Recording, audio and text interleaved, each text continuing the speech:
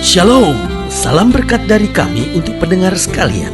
Saat ini pendengar akan diberkati dengan program Hari Ini Harinya Tuhan bagian yang ke-8.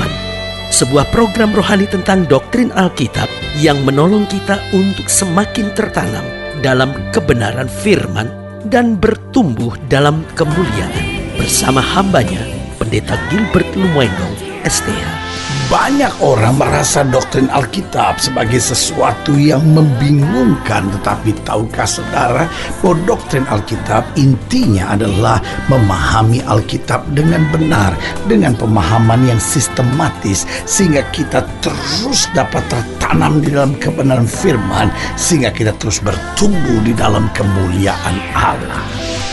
Buka hati saudara sekalian untuk menerima berkat-berkat firman-Nya hari ini. Saya pernah membaca sebuah tulisan begini. Orang pernah menulis dan saya baca, saya pikir, wah, ini sesuatu yang sangat memberkati. Ditulis begini: orang kuat selalu dapat bertahan. Orang setia selalu akan melayani. Tetapi orang yang mengerti kehendak Tuhan akan selalu bersyukur dalam kehidupannya. Saya merenungkan tulisan ini dan saya pikir ini sesuatu yang luar biasa. Memang orang yang kuat dalam imannya akan bertahan menghadapi segala perkara, karena dia tahu Tuhan tidak pernah mengecewakannya. Orang-orang yang setia terhadap Kristus, apapun yang terjadi dia selalu melayani, karena dia tahu Kristus itu telah terlebih dahulu mengasihi dia. Dan orang-orang yang mengerti kehendak Tuhan, apapun yang terjadi dalam hidupnya memang akan senantiasa bersyukur, karena ia menyadari bahwa Tuhan selalu rancangkan yang baik dalam kehidupannya. Sehingga kadangkala persoalannya bukan masalah kita yang terlalu besar, kadangkala persoalannya bukan kesulitan kita yang terlalu rumit, sampai akhirnya banyak orang berkata, mana mungkin saya bisa bertahan, mana mungkin saya bisa terus melayani, mana mungkin saya bisa selalu bersyukur dalam hidup saya. Tapi kalau kita mau kuat, kita mau setia, kita mau tetap mengerti kehendak Tuhan dalam segala perkara, kita akan bertahan, selalu melayani, dan hidup dengan ucapan syukur. Haleluya. Selamat datang dalam program kita Hari Ini Harinya Tuhan, sebuah program rohani yang kembali mengingatkan kepada kita betapa pentingnya kita menjadikan firman Tuhan sebagai dasar keseharian hidup kita. Karena selama kita menjadikan firman Tuhan sebagai dasar keseharian hidup kita, langkah-langkah ke depan kita menjadi langkah-langkah yang penuh kemenangan, berkat, kepastian, dan mujizat. Haleluya. Dan dalam program ini kita sedang membahas tentang ucapan syukur. Nah, saudaraku yang kasih dalam Tuhan, saya percaya hidup Kristen adalah hidup yang tidak bisa dipisahkan dari ucapan syukur. Karena kalau kita mengasihi Yesus, maka otomatis hidup kita akan selalu dengan syukur. Kenapa kalau kita mengasihi Yesus, hidup kita akan selalu dengan syukur? Karena kita tahu bahwa apapun yang terjadi, Yesus selalu berikan yang terbaik buat anak-anaknya. Alkitab berkata tidak pernah dia berikannya batu untuk anak-anaknya minta roti. Dan saya percaya syukur harus menjadi warna dari kehidupan kita, bahkan menjadi dasar dalam kehidupan kita.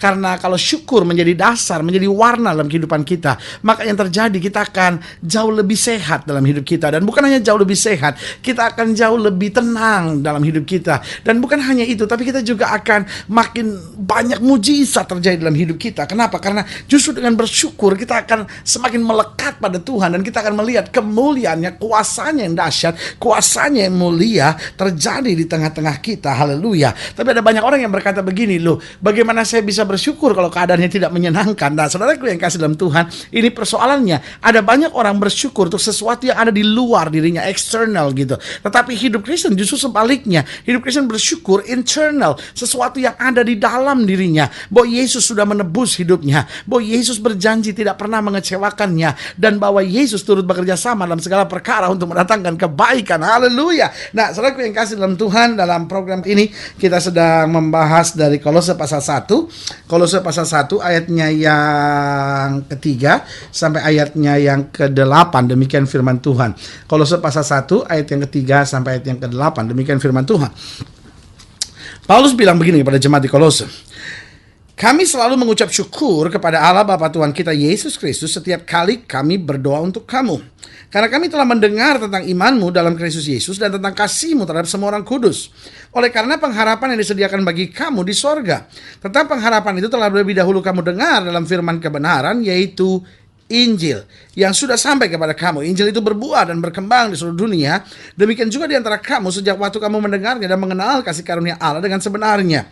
Semuanya itu telah kamu ketahui dari Epafras, kawan pelayanan yang kami kasihi, yang bagi kamu adalah pelayan Kristus yang setia.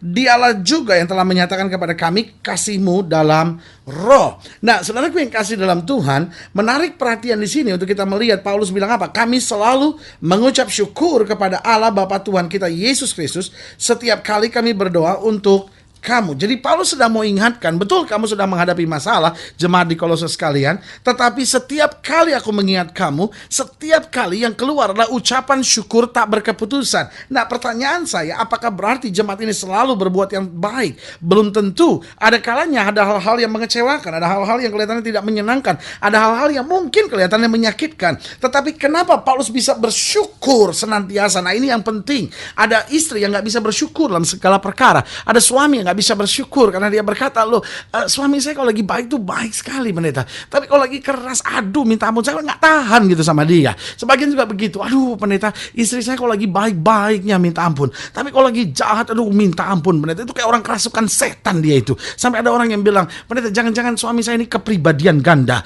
jangan-jangan istri saya kepribadian ganda nih, kok aneh sekali, jangan-jangan mertua saya ini kepribadian ganda, ini kenapa begini? Nah, saudaraku yang kasih dalam Tuhan, nah Paulus sedang mau tekankan bukan soal orangnya, bukan soal jemaat di Kolosenya yang tidak pernah mengecewakan, tetapi Paulus mau jelaskan bahwa dasar pengucapan syukur bukan karena keadaan.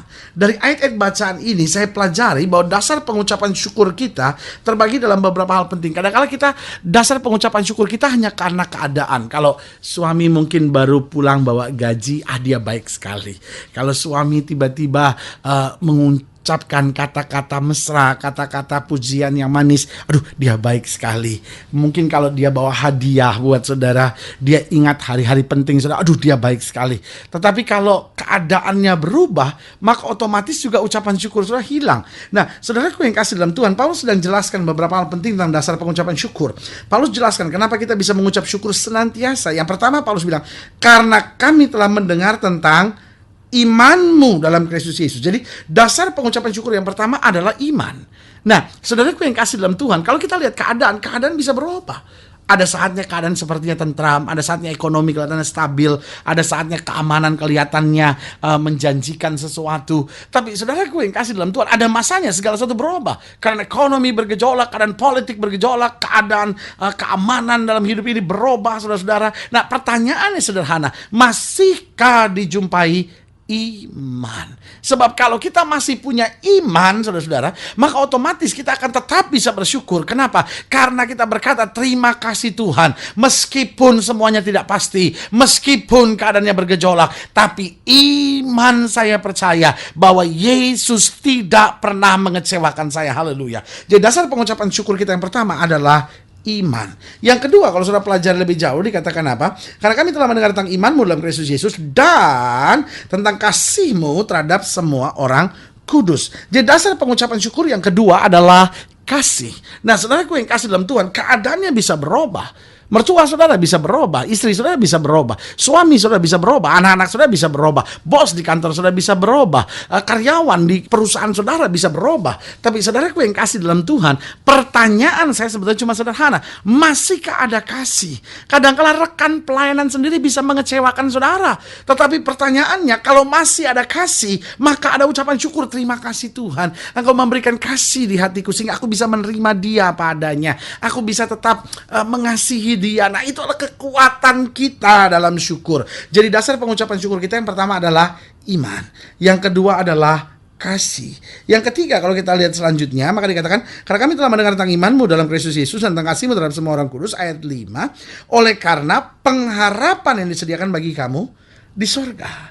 Jadi dasar pengucapan syukur kita yang ketiga adalah pengharapan bahwa janji Tuhan ya dan amin, bahwa Allah tidak pernah gagal menepati janjinya, bahwa langit dan bumi akan lenyap tetapi firman Allah tinggal tetap. Jadi kita memiliki pengharapan dalam segala perkara, sehingga kita bisa bersyukur, Tuhan, meskipun saya belum melihat, meskipun mungkin keadaannya belum berubah, meskipun kemenangan belum terjadi, tetapi aku bersyukur karena tepat pada waktunya pasti Saudaraku yang kekasih dalam Tuhan, kita bisa melihat tentang Yusuf. Siapa Yusuf? Yusuf yang sempat dijual jadi budak, saudara-saudara. Tetapi janji Allah tetap. Itu sebabnya dia bisa tetap bersyukur. Walaupun dia difitnah sekalipun, dia bisa tetap bersyukur. Kenapa? Karena mata imannya sudah melihat bahwa dia pasti akan menjadi orang kepercayaan yang Tuhan tempatkan.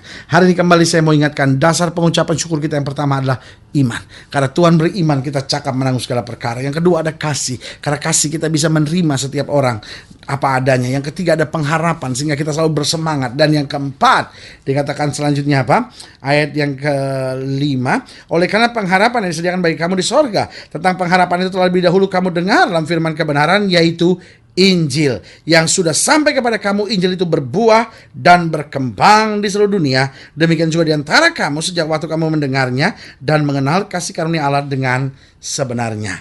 Berarti dasar pengucapan syukur kita yang keempat adalah Injil.